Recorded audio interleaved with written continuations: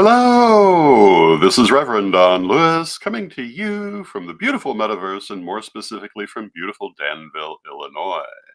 And this is Midday with Reverend Don. Welcome. And as you know, if you follow Midday with Reverend Don, you can type your questions or comments into whatever platform you happen to be watching it on. If you're watching live, they should appear here in my chat room and we can talk directly. And today we're going to be talking about the so-called Lion's Gate. The crystal web, numerology, and astrology, and how all of these things are important at this exact moment. And hello to Janet Winston in the chat room. It's good to see you. And hello to Cassandra Waldron in the chat room. It's good to see you. And tonight at 7 p.m. Central or 8 p.m. Eastern, and hello to Janet Gann in the chat room, I will be doing a crystal web Lion's Gate ritual. And I hope you'll join me for that. And the purpose of this, it has several purposes, but to make it simple, it's about manifestation. And hello to Fox for a Witch. It's good to see you.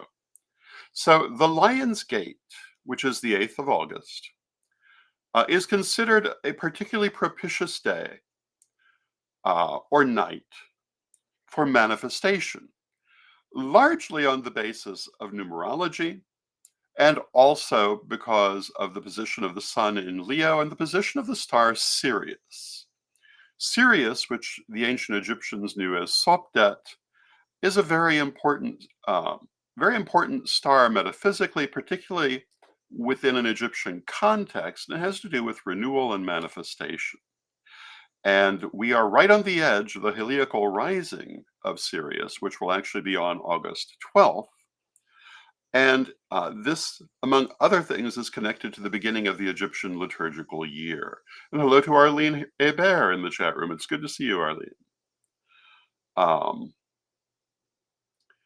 These are some of the things that are connected to why the Lion's Gate has the reputation that it has. Some people will tell you it's very ancient. And in the sense of its connection to Sirius, it draws on ancient things, but it's not in and of itself particularly ancient. But that doesn't mean it's not important. The numerology is a big part of the concept of the Lion's Gate, and I would say that it's part of the harmonic convergence movement, which you don't hear a lot about anymore, but it had a lot to do, again, with numerology and using that numerology in spiritual ways. And Ed the Pagan and I were always very involved in the harmonic convergences, and still really are, and put a lot of stock in numerology. Today is, again, August 8th, and if you follow the Gregorian calendar, it's the year 2024, which adds up to an 8. And so you have an 888 numerology. Now, if you follow the Corellian calendar, it's the year 24 Aquarius, which is 6. But that doesn't really distract from the importance of the day. It is also the 36th anniversary of the founding of the crystal web. And you already, if you follow this program, you already know about the crystal web. I did a best of on Monday talking about it. I've talked about it many times. I've done live crystal web rituals on this program. You understand the crystal web is a large psychic engine using crystals to connect its energy all around the globe. And it's used for a variety of purposes. And on this day, in addition to honoring its anniversary, we're using it for manifestation. So what do you need to think about for this ritual? What do you need to prepare for it?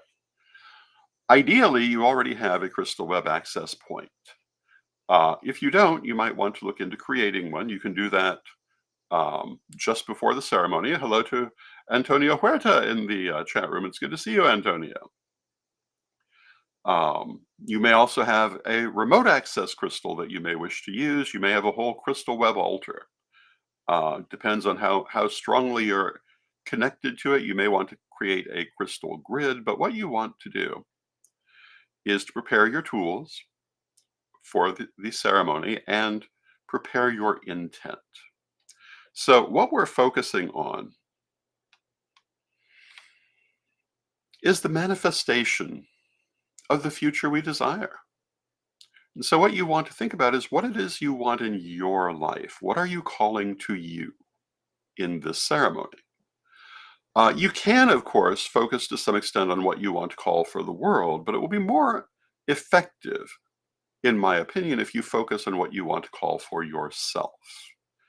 And that can be living in a peaceful world, it can be living in a socially just world.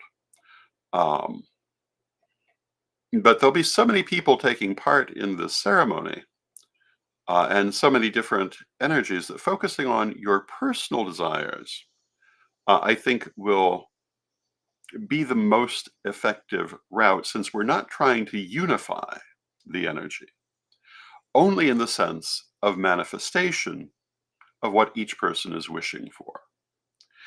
And I know for myself, I'm wishing for peace, prosperity, continued growth, security, all of those good things.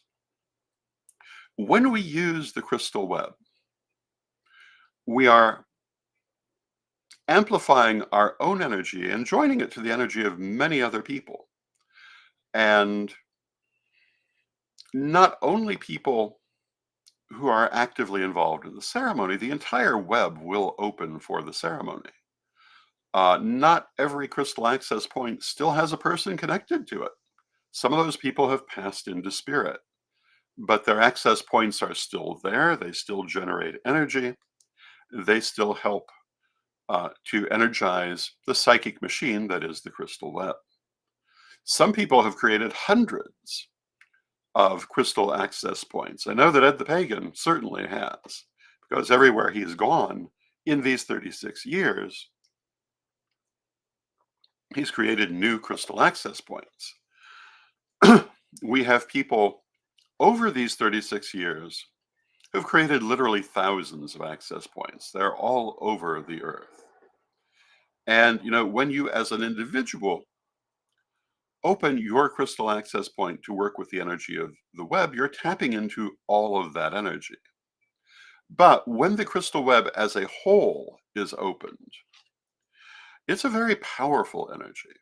I remember once we had a particular priestess who was playing a major role in working with the crystal web, but it was also a new role for her. And when she opened the crystal web as a whole, she said she'd never felt such powerful energy. And in fact, had to stop in the middle. It was overwhelming to her, which does not surprise me one little bit. For the ordinary person working with it, you shouldn't be hit with that much energy. You should feel the energy of your crystal access point and the general energy of the web, but the whole thing shouldn't hit you. Um, it should be a powerful experience. I would think not an overwhelming one. Um, but the idea is to open for a ceremony like this, and most of the ceremonies we do with crystal web, to open the entire crystal web and to charge and or direct all of that energy. Now, every month, on the 11th day of the month, we work to cleanse and charge the crystal web through a ceremony. At one time, that was a public ceremony. I believe at present it's being conducted as a private ceremony, but I believe there are plans to return it to a public nature. But this helps to keep the web strong. It helps to keep it cleansed of, well, just as you would cleanse yourself, you want to cleanse any psychic or magical tool, and that includes the crystal web. And it focuses into it the energies of love and peace and prosperity and health. Um, the web, I would say, is the largest and most powerful psychic engine that has ever been created. The Lion's Gate is considered, again, one of the best times for manifestation. The fact that the web was founded on this occasion, even though I don't remember anyone using the term Lionsgate in that period, is- says that they've always been connected. And I want to talk a little bit about the numerology. I mentioned earlier that part of how the Lion's Gate becomes the Lion's Gate is astrological, but a lot of it is numerological. It has to do with that number eight. And what does the number eight represent? Why is it important? And what does it lend to this occasion, um, to anything that you would use the number eight for? And perhaps you have purchased Reverend Don's book of numerology, in which case you'll already know what I'm going to say. But eight is the number of the planet Mars, and Mars is the planet of passion, action, external manifestation. Um, and if you think of it in those terms, and also it is the number of success, though it can also be the number of failure. Um, it is definitely a number of extremes, but it's often thought of as the number of success. And when you look at those meanings and you look at the Lion's Gate as being the multiplicity of the number eight, it makes some sense why it's considered good for manifestation. Now, I was mentioning that if you follow the Gregorian calendar, this is an 8-year, but if you follow the Corellian calendar, it's a 6-year. And 6 is the number of the planet Venus. But Venus and Mars are strongly aligned, have always been. And if you think about it, they are, in a manner of speaking, the inner and outward manifestations of passion. Venus is your internal emotional passion, creativity, the things you love, the people you love. Mars is the external expression of most of those things, your passion, your creativity, the things you love, which also can be the things you don't love. Um, but both of these are very passionate numbers when you come down to it. So the fact that in the Corellian calendar it's 886 rather than 888 doesn't really um, separate us from um, the importance of the date. And of course, the 88 number every year is important. And, if you have been following Midday with Reverend Don since it started, you'll know this is not the first Lionsgate ritual we have talked about and conducted. You will know that, as I said earlier, I have um,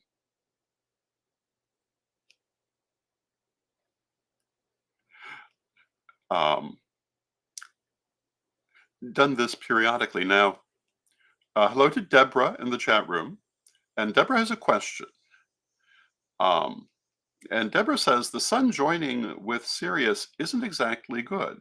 I don't know that I'm in agreement with that. She says, shouldn't we wait until the quote dog days are over? Um, Technically, we do have until 8/11 to do the Lions portal. And yes, I would agree that one of the things about the Lions Gate is that 8/8 is the middle of the period, and it does continue until the 11th. And it is certainly possible to do that. But again, for me and for those people connected to it, it's also the anniversary of the crystal web. And this has always been an important date within the crystal web, separate from the Lion's Gate. And we've come to connect the two. I perceive the star Sirius as being very positive. It is connected to the ancient Egyptian god Anubis, hence why it's called Dog Days. Also connected to the goddess Isis.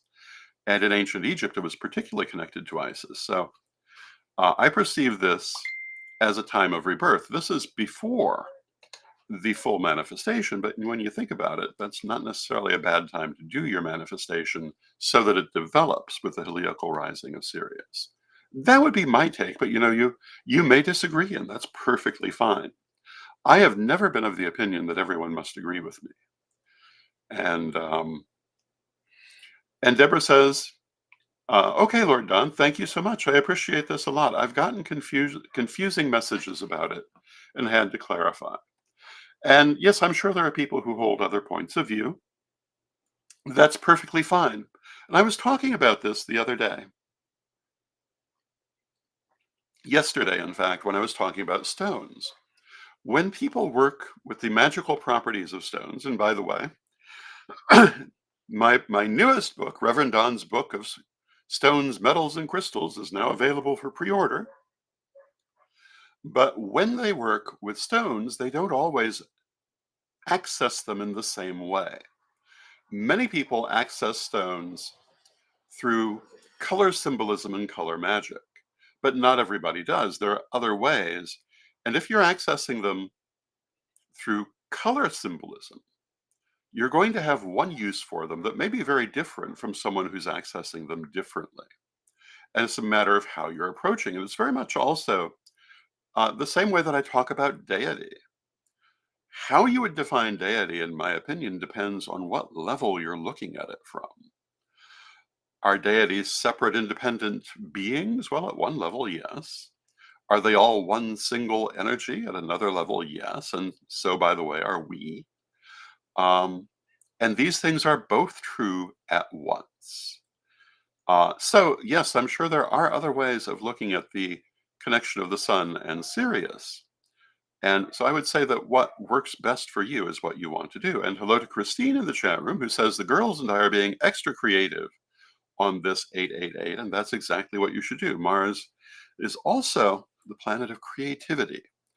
And in traditional astrology, this part is sometimes ignored because people have wanted to focus on the more negative aspects of Mars, but Mars is not inherently negative at all. Neither the deity Mars nor the planet. It's a matter of, again, how you're accessing it. Mars was the god of summer, the god of the growing season, the god of creativity, the god of passion. Now, in the ancient world, that also made him the god of war. And for those people, that became the dominant criteria. But that doesn't mean it's inherently so. It means that's how they saw it. Now, to me, Mars is connected to the sacral chakra, the color orange, and creativity in general. So it's a great day to be creative. Now, Arlene Bear had a separate question, um, which she did not ask in the chat room, but I believe she does want me to answer now. And she is saying that uh, when um, when she's speaking in a normal conversation, she uses a normal voice. Um, but she's found herself using a very low voice, low to the point of a whisper when doing spell work. And she has found this to be an effective magical voice for her. And I guess she's asking what I have to say about that. And what I would say about that is that my background has gone green. Um, okay, we have a green background. Green is a color of growth and prosperity, so completely in keeping with what we're talking about. And hello to Steve in the chat room, and hello to PU in the chat room. So, in response to Arlene's question, I would say that if that works for you, it's what you should do. And um, Deborah says that I also froze for a bit, and then the background went green. And that's because I was reading the question on a different screen, came back, and apparently hit the wrong thing. But we'll deal with it.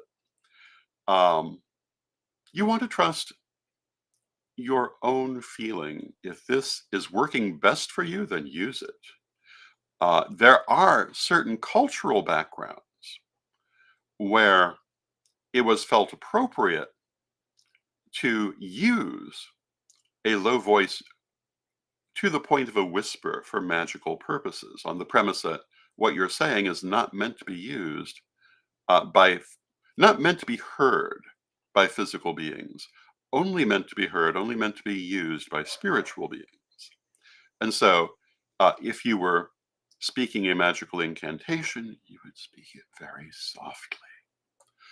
Um, Cherokee tradition is like that. It's not the only one, however. So you may have um, a kind of a past life connection to this, which is making it desirable to you. Now, Arlene goes on to say, the problem is I tend to do this same thing when in a group, and then no one can hear me. And yeah, that's a different question. And what I would say to that is that you must remember, in a group, it's a different dynamic than when you're working independently. When you're doing group ritual, you need to be heard.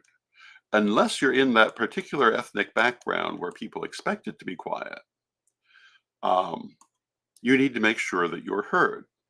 And if you watch me do ritual, you'll notice I'm very big on that. Um, there are certain things over the years that I have made efforts to try to change and not been able to do it. For example, the calling of the quarters. Everyone wants to turn and call the quarters facing them, whereas I think it's far more effective to do it from across the circle where everyone in the circle can hear you clearly. Um, but I've never been able to convince people to do that. I finally just kind of gave up. But one of the problems in many modern pagan group rituals is people will turn to do the quarters and you won't hear what they're saying, which, granted, practiced ritualists know what they're saying, but not everyone is in that position. Um, I think it's very important in group ritual to make sure you're being heard.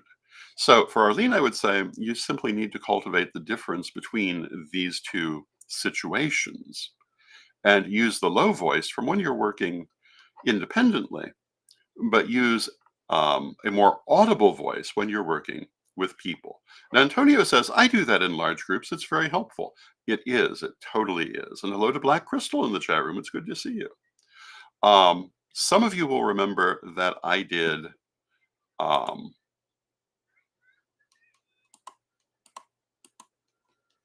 a series on skills of public ritual on this program in the past. And that um, one of the things that I believe I focused on is the importance of making sure, well, one, that you hold everyone's attention. If you lose people's attention, you've lost the energy. But part of that is making sure they can hear what's going on, making sure they know what's going on. People not understanding what's happening is the death of a ritual. People not being able to follow what's happening is the death of a ritual. And if there are four of you and you're in the basement, who cares? Everyone will be able to follow no matter how quiet you are. But if there are 40 of you in a park, it's going to be very important to make sure people can tell what's going on. If there are 100 of you in a convention center, it's going to be an even bigger issue. And it's very important to remember, and this has often been true with crystal web rituals, that when you have a large group, you have a different dynamic than when it's just a few people. And you have to adjust to that dynamic. And sometimes that means doing things very differently than you would do it at your private altar, um, or when it's just a couple of people coming together for ritual. And Piyu Yadav says, are you doing reading? No, I am not.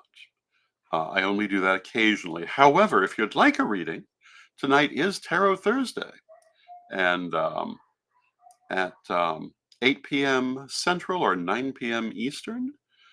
You can go and I think it's 8 p.m. Central. It might be 9 p.m. But this evening is Tarot Thursday, and you can go and get your mini reading there.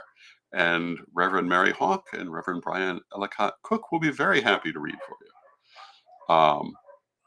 I only occasionally do that on the show.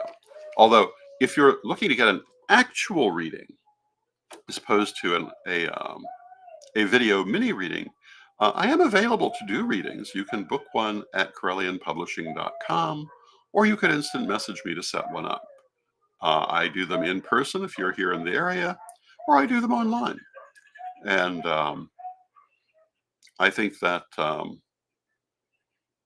yeah, that could possibly be what you're looking for. Or if you're looking for the mini reading, go to Tarot Thursday. But before Tarot Thursday this evening will be our Lionsgate Crystal Web ritual. And I hope that you'll join me for that.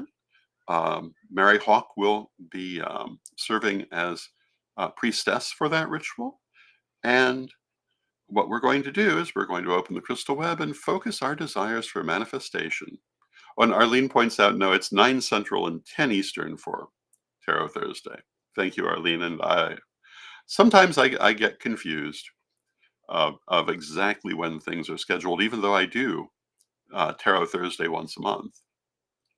But so many of our things are scheduled for 8 Central and other things for 9 Central that without it in front of me, I just have to remember. But join us tonight for the Lionsgate ritual. And for Deborah, who was saying that she had encountered a different and less positive understanding of the situation, tune in for the ritual and see what you think. See how it feels to you. And, I'm a great believer in the idea that we learn what works by trying different things. I am not a believer in the idea of cookie cutters. I don't believe everyone needs to think the same way. I never have. And if you've read my works, you'll notice that I try to point out whenever possible that there are different ways of doing all of these things, different ways of looking at them. When I was doing Reverend Don's vlog, of which we're now airing best ofs on a daily basis through the week, I always tried to point out that in answering people's questions, my point of view might not be the only one. And sometimes I'd speak to different points of view that I'm familiar with. I am not a believer in the mentality that you must exactly follow anything. I deeply dislike the idea that the student should be exactly like the teacher. In fact, the student must excel the teacher for the teacher to have been any good. If you're a teacher and you've had lots of students and none of them surpass you, you have not served them well. Now, it may take them a while to surpass you, but in time they certainly should. That's the point of teaching.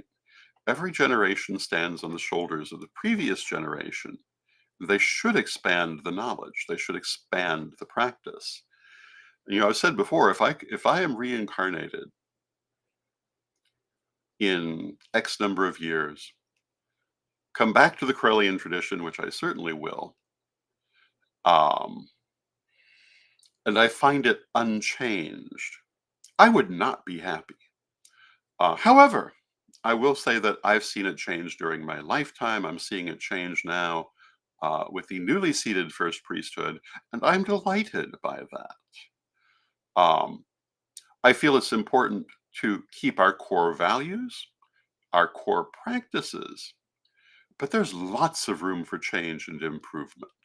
And Black Crystal says, what time is the ritual? It is 7 p.m. Central, 8 p.m. Eastern. And one of the reasons it's set for that time is that on the East Coast, it will be 8 o'clock on 8/8, or 8/8/8, depending on how you're taking it. So there's a numerology involved, but it's also to give plenty of time before Tarot Thursday. And Christine says, that's what I love so much about Wicca is we're allowed to take what we want and leave the rest. And I think I think that's very important. And there are people out there who try to say that this is all a cult of some sort. But I have to tell you, what's normally understood by cult is trying to control people's minds and way of thinking, trying to make them into cookie cutters, trying to force them to be exactly like you are. And I think that we're exactly opposite from that. Um, I believe that we're very encouraging of individual diversity, individual achievement, and individual variation. Um, Largely throughout the modern pagan community, certainly in the Corellian tradition, though there are exceptions, of course, everywhere. But for the most part, I think that we are a community that allows that individuality, which I think is vitally important. Now, one of the things I hear a lot about lately are elders, sometimes self-proclaimed elders, um, complaining that the younger generation won't listen to them. I find that those elders who have anything worth listening to are having no trouble finding people to listen to it. At least if they're making the effort to have the communication. But I also find a lot of those people are looking to create cookie cutters of themselves. Of course, people aren't listening to that. Nobody wants to be a cookie cutter of someone else. Metaphysics in general is about our individual spiritual growth. It's also our group spiritual growth. It's our planetary spiritual growth. But it's also our individual spiritual growth. We're not supposed to be exactly like Elder X. We're not supposed to be exactly like each other. We're not supposed to have all the same opinions, all the same practices. And yes, there are certain things that we share, particularly in group workings, to make it easier. Usually, ideally, because they are the most useful practices. But how we apply this in our personal lives, that's on us. And as I was saying with Arlene, you want to pay attention to what it does for you. Does it work for you? It doesn't matter if there are 10 people out there saying, well, that doesn't work for me, so it can't work for you. If it does work for you, they're wrong. Um, if I had $1 for every self-proclaimed expert I've had say, or rather I've heard say, because they've well, occasionally even said it to me, that can't possibly work when I know perfectly well it does. When I've done it and it worked, when other people have done it and it worked for them, I'd have a lot of dollars. And those people don't realize how foolish they look when they tell someone that something they have done that worked can't work. It just makes them look like idiots. And for some of the elders who aren't being, quote, listened to, not all of them, but for some of them, that's how they've behaved. Of course, no one's going to listen to them. For others, they didn't bother to establish the channels of communication. No one's going to listen to you if you're not talking to them. You have to talk to people. You have to have that channel of communication. You also have to listen to them. If you think that teaching is just about constantly telling people your opinion and what works for you, you are wrong. It's also listening to what works for them and understanding it may be different from what works for you. It's about learning different systems and understanding that what works for you may not be what works for everyone. And we've had a perfect example of that today with Arlene and her low incantational voice, her whispered incantational voice, which is traditional in some systems, but not in others, and works for her as it works in those systems. And when I started in magic, I have to tell you, that's what we did too. But I found for myself and for group workings, it was not what worked for me. It's not what worked for the group. And so we developed the voice. And I use the voice in ritual and it's been tremendously helpful. Um, but yeah, I came from that lowered voice background, and it works, but it doesn't work exclusively. But it might be best for you. And knowing that difference between what's best for you and what's best for everyone is vitally important for anyone who wants to teach, in my opinion. Um, it's not about trying to make someone into your clone. And with that, I've gone over our half hour, but I thought it was important to say those things. And I hope you'll join me tonight for the Lion's Gate ritual. And I hope you'll join Reverend Mary and Reverend Brian for Tarot Thursday. And with that, let us close with our prayer, as we always do. Divine Mother Goddess, Divine Father God, beloved ancestors, we thank you for all that you do for us in our lives, and we ask you to help us to remain always open-minded and tolerant of difference, and mindful of the fact that diversity truly is strength, that there are many ways to achieve any goal, many ways to complete any project, and that we must love our message, not our platform. That we must always look for the best way of doing things if we wish to accomplish them, and help us to find those best ways. Beloved Mother Goddess, beloved Father God, beloved ancestors, we thank you with great love, and knowing you're always with us, still from respect, we thank you for your presence. May you be blessed now and always. May you be blessed now and always, and I will see you tomorrow.